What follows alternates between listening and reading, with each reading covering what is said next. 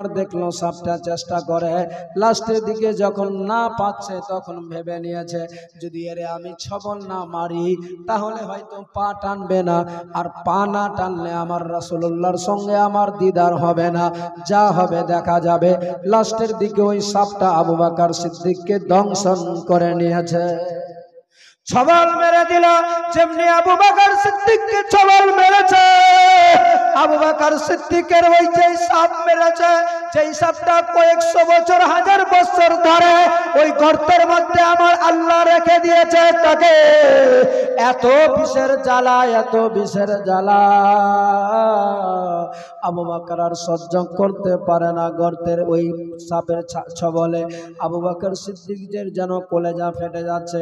দেখতে পাচ্ছে এক নজর, যেমনি এক পলক দেখেছে পায়ের দিকে, দেখতে পাওয়া যায় পাথরের মতো কালো হয়ে যেন নিচ থেকে উপরের দিকে উঠতে লেগে গিয়েছে। সুবহানাল্লাহ। আবু বকর সিদ্দিক দেখছে যে আমার বডিটার দিকে উপর দিকে উঠছে, ছবল মেরেছে, বিষের এত জ্বালা, পাটা যেন পাথরের মতো কালো হয়ে উপরের দিকে উঠতে লেগে গিয়েছে। বিষের জ্বালায় যেন আবু বকর সিদ্দিকের কলেজার মধ্যে গিয়ে যেন স্পর্শ করে, এত জ্বালা, এত জ্বালা সহ্য করতে পারে না। তারপরেও আবু বকর সিদ্দিক ভাবে, মাবুদ আমি বুঝতে পেরে গিয়েছি আমার এখন কোনো বিষাক্ত জিনিস কেটে নিয়েছে, দেখতে পাচ্ছি আমার রক্তটা কালো হয়ে যেন জমাট লেগে যাচ্ছে, হয়তো মনে হয় আর কিছুক্ষণের মধ্যে মারা যাব আমি। ও আল্লাহ গো, আমি জীবন দিতে রাজি আছি, কিন্তু আমার নবীকে এখন যে আমার নবী আরাম করে, আমার নবীকে আমি এখন জাগাবো না। আমার নবী যদি ঘুম ভেঙে যায় আমার নবীর কষ্ট হবে, যার জন্য আমার নবীকে না জাগিয়ে সে আবু বকর সিদ্দিকের কলেজা ফেটে যাচ্ছে বিষের জ্বালাতে, আর নবীর ভালোবাসা রেখেছে অন্তরে, আমার নবীকে জাগাতেও পারে না, জাগাতেও চায় না, ভালোবাসার খাতিরে বিষের জ্বালা জাঙের উপরে আস্তে আস্তে উঠতে লেগে গিয়েছে। আবু বকর সিদ্দিকের চোখ দিয়ে পানি টস টস করে বইতে লেগে গেল। বাবা, যেমনি চোখের পানি বয়ে যায় মুখ দিয়ে এই তৎনা পর্যন্ত যেমনি পানি এসেছে বুক ভেসে, হঠাৎ করে আমার রাসূলুল্লাহর পেশানিতে এক ফোঁটা চোখের পানি পড়ে গিয়েছে। যেমনি চোখের পানি আমার নবীর পেশানিতে, নবীর কপালে পড়েছে, আমার রাসূলুল্লাহর চোখ খুলে গেল। নবীজি আমার যেমনি চোখ খুলেছে, দেখতে পাচ্ছে আবু বকর সিদ্দিক যেন অঝোর নয়নে কেঁদে যাচ্ছে। আমার মায়ার নবী, দয়ার নবী সঙ্গে সঙ্গে উঠে বসে গেলেন। আবু বকর কেন কাঁদছেন আপনি? আমার নবীর থেকে আবু বকর সিদ্দিকের বয়স বেশি ছিল, যার জন্য আমার নবী সম্মান দিয়ে সব সময় তারে কথা বলতেন। আমার নবী বলছেন, ওগো আবু বকর কেন আপনি কাঁদছেন? আমার নবীর সামনে আবু বকর সিদ্দিক বলেছিলেন, ইয়া রাসূলুল্লাহ, ইয়া হাবিবাল্লাহ, নবী গো বিয়াদবি ক্ষমা করবেন আপনি আমারে, আপনার আমি ঘুমটাকে ভাঙিয়ে দিলাম, আপনার আরামটা নষ্ট হয়ে গেল, আমি জানি না আপনার কবাব কি বলে পেশানিতে, আপনার কপালে আমার চোখের পানি কেমনি পড়ে গেল। আমার নবী বলতে লাগলেন, ওসব ছাড়ো, আগে বলো তুমি কাঁদছো কেন, কি হয়েছে? আবু বকর সিদ্দিক বলেছিলেন, ইয়া রাসূলুল্লাহ, ইয়া হাবিবাল্লাহ, নবী গো হয়তো আমি আর বাঁচবো না, মারা যাব। নবী আমার বলেছিলেন, কেন মারা যাবে? বলে, ইয়া রাসূলুল্লাহ, কি জানো আমার দংশন করে নিয়েছে পায়ে, যে বিষের জ্বালাতে কলেজা পেটে যাচ্ছে গো নবী, দেখেন না আমার পাটা পাথরের মতো কালো হয়ে গিয়েছে। আমার নবীর সামনে বলতে লেগেছে কাকুতি মিনতি করে। আমার নবী বলেন, আবু বকর তুমি চিন্তিত হয় না, চিন্তা করো না, চিন্তা করো না, তোমার জন্য আমি নবী রয়ে আছি, আমি থাকতে তোমার মৃত্যু হয়ে যাবে, এটা কি করে হতে পারে? ইয়া রাসূলুল্লাহ, আজকে আমার যে সাপটা কেটেছে এই সাপের জ্বালাতে আর বাঁচা যাবে না, আমি আর বাঁচতে পারবো না। আমার নবী বলেছিলেন, হ্যাঁ হ্যাঁ, তবে যেই সাপের বিষের আকার আকৃতি দেখতে পাচ্ছি, এই সাপ যদি কোনো মানুষকে কেটে নেয় তাহলে সেই মানুষটা বাঁচবে না, কখনো তারে বাঁচা যাবে না, যাবে না।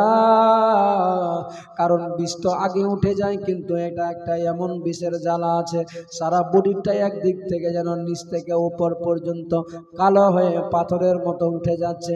ওঠা পর্যন্ত তার জীবন আছে, ওটা কমপ্লিট হয়ে গেলে সে চিরতরে দুনিয়া ছেড়ে দিবে।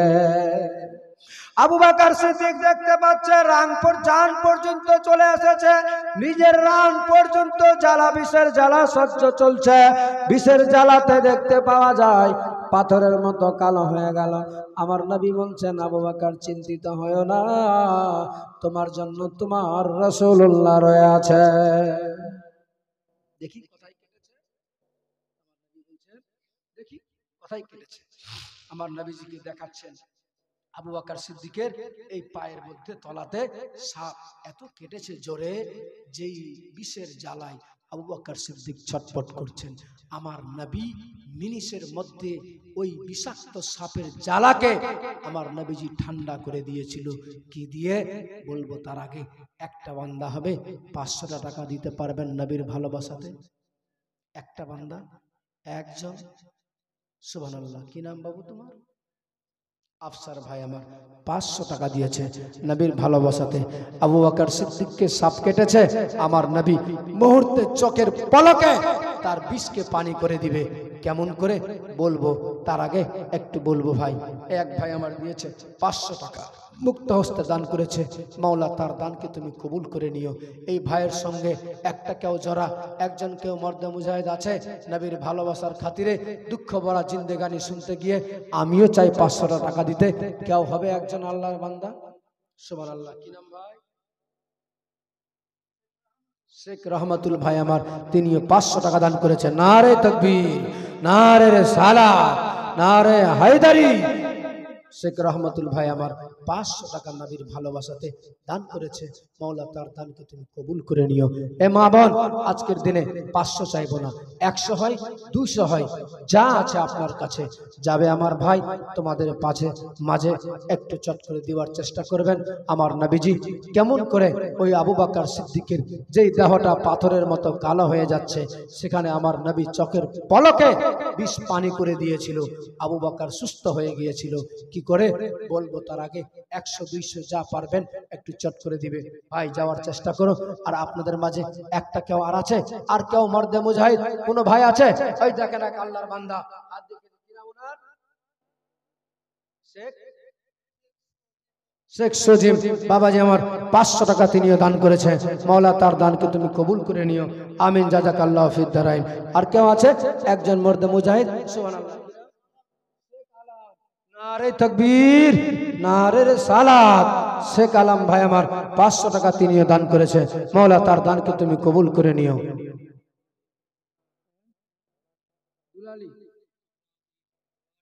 দুলারি, আচ্ছা দুলারি 500 টাকা দান করেছে। মাওলা তার দানকে তুমি কবুল করে নিও। সকলে বলুন আমিন। এ বাবা, কিছু যাবে না। এই যে আজকে জীবনী শুনছেন নবীর ভালোবাসা নিয়ে, নবীর সাহাবীদের জিন্দেগানি শুনতে গিয়ে দুঃখ লেগেছে, আজ আপনি দান করবেন। একদিন হাসরের ময়দানে এই আবু বকর সিদ্দিক, এই আমার মায়ার নবী বলবে, এই আশিকটা আমাদের জিন্দেগানি শুনতে গিয়ে তাদের মনে দয়া হয়েছিল, মায়া হয়েছিল, মুক্ত হস্তে খোদার ঘরে দান করেছিল। এদেরকে জান্নাতের মধ্যে ঠিকানা করে দিতে হবে। এ বাবা, তার জন্যই আমি আপনাদের কাছে চাইছি আজকে কেউ একটা 500 টাকা। আর আছে আল্লাহর বান্দা যে আমিও চাই 500 টাকা দিতে। সুবহানাল্লাহ। এই যে দেখেন দাদা আমার শেখ নজরুল সাহেব 500 টাকা দান করেছে। নারে তাকবীর, নারে রিসালাত। শেখ নজরুল সাহেব 500 টাকা করেছে দান। মাওলা পুরা করে দাও তার মনের আরমান, আমিন। জাযাকাল্লাহু ফিদ দারাইন। একটু আপনারাও দিয়ে দেখান, একটু চট করে। তুই একটা আল্লাহর বান্দা দেখতে চেয়েছি ভালোবাসা এই মুহূর্তে। আজকের দিনে আমি চাই কেউ যেন খালি না থাকে, কেউ যেন খালি হাতে না চলে যায় এখান থেকে। আজকের দিনে সবাই যেন এই মুক্ত হস্তে জান্নাতি বাগানে দান দিয়ে যেতে পারেন। আমার আল্লাহ আজ রহমতের ফেরেশতা পাঠিয়েছে। আল্লাহর ফেরেশতারা গিয়ে বলবে, মাবুদ, নাজিরপুর সাহাবদী পাড়াতে গিয়েছিলাম, ওই গ্রামে গেলাম, তোমার নবীর জিন্দেগানি শুনতে গিয়ে একটা কোনো আল্লাহর বান্দা ফাঁকে দিল না, একটা কোনো আল্লাহর বান্দা বাকি নাই যে তারা দান করেনি। মাবুদ, তুমি দয়া করে মেহেরবানি করে ওই গ্রামটাতে আসমানি বালা জমিনি বালা থেকে হেফাজত করে তোমার রহমত বর্ষিত করে দাও। আল্লাহর কসম করে বলি, আল্লাহর ফেরেশতারা দিয়ে যদি এই নালিশ জানিয়ে দেয়, আল্লাহ তাআলা আপনার গ্রামে রহমত বর্ষিত করে দিবে। হবে না ভাই? কেউ নাই আছে? একটু বলবেন।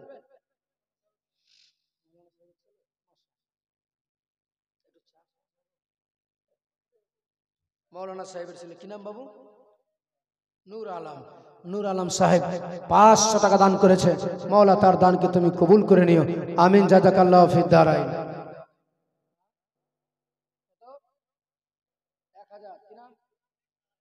শেখ শাহজাহান। নারে তাকবীর, নারে রিসালাত। শেখ শাহজাহান সাহেব 1000 টাকা দান করেছে। মৌলা তার দানকে তুমি কবুল করে নিও। সকলে বলুন আমিন।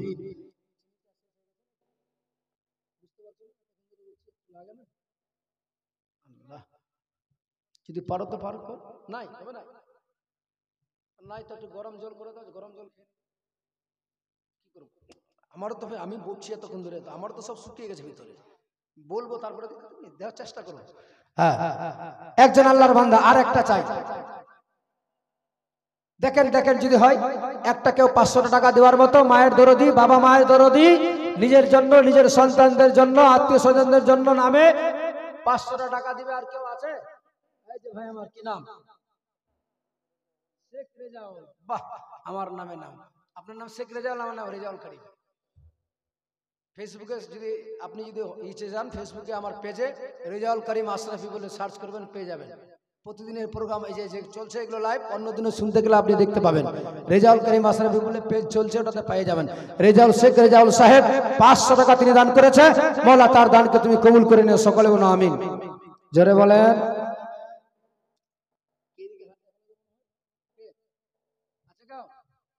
500 টাকা দেওয়ার মতো আর কেউ আছে? এই যে আমার এক ভাই, কি নাম?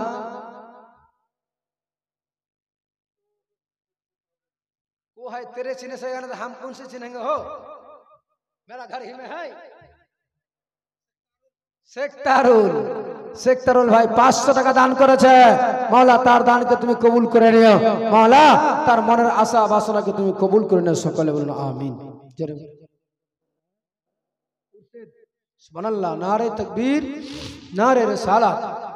উরশেদ ভাই আমার 500 টাকা দান করেছে। মওলা তার দানকে তুমি কবুল করে নাও। সকলে বলুন আমিন। খুরশেদ कहाँ का है? ठिकाना बोल दे। আম্মারা খাতুন।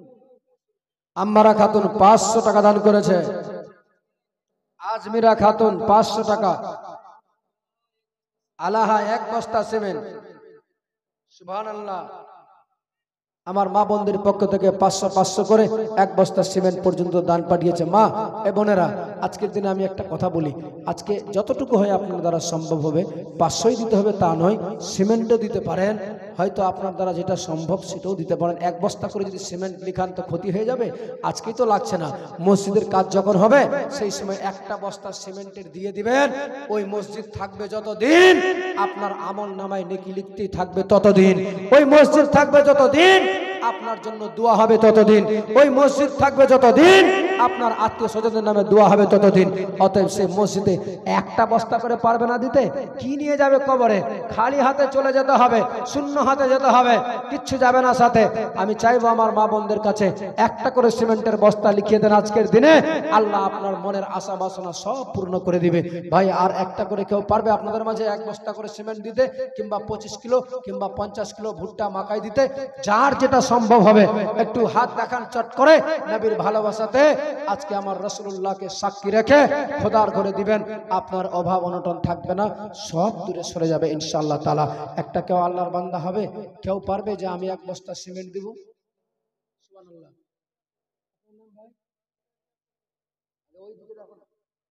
রব্বানি ভাই আমার 1 বস্তা।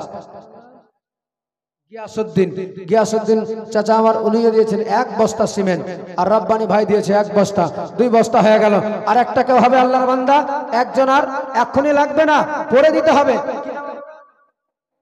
শেখ জলিল সাহেব তিনিও দান করেছে খোদার ঘরে 1 বস্তা সিমেন্ট। মাওলা তার দানকে তুমি কবুল করে নিও। 3টা হয়ে গেল। 4 নম্বর ভাগ্যবান কে হবে?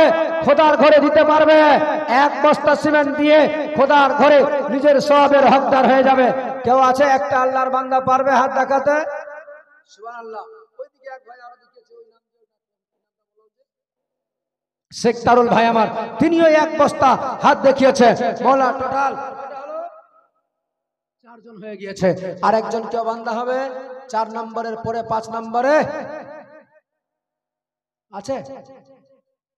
আমি জানি হয়তো কষ্ট হচ্ছে আপনাদের, কিন্তু মূলত কি এই কষ্টটার সময়